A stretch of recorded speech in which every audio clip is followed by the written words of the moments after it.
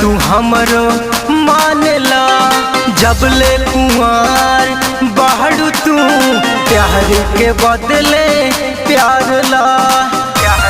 हे सुना पहिला जवन जानला, बतिया तू हमरो मानला, जब ले कुंवार बाहर तू प्यार के बदले प्यार ला।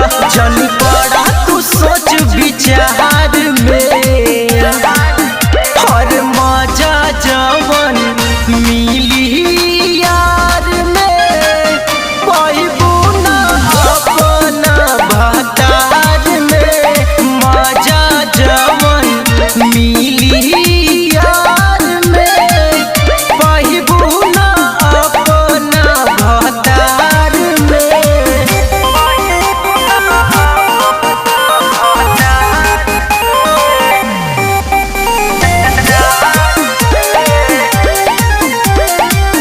Recording studio Delhi.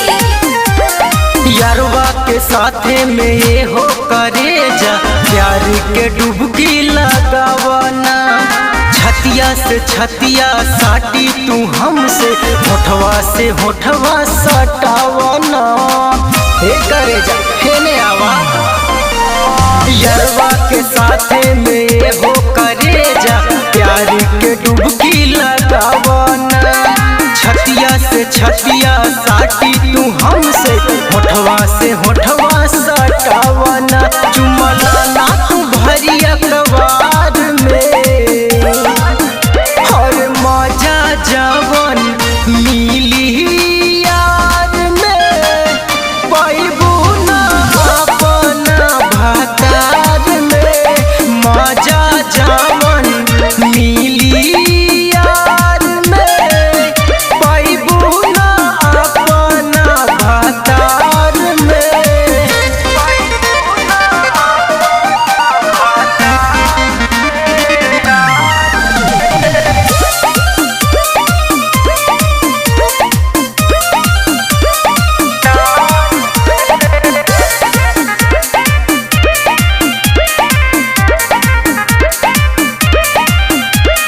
चढ़ल जवानी बतोहर करे जा, नैहर के महजा उठावा।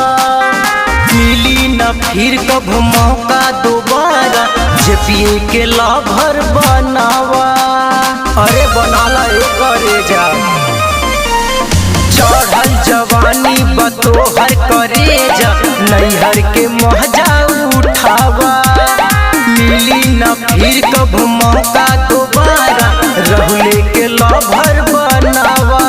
ये चला दुनिया जवार में, हर मजा जवन मिली यार में, पाइबू ना अपना भतार में।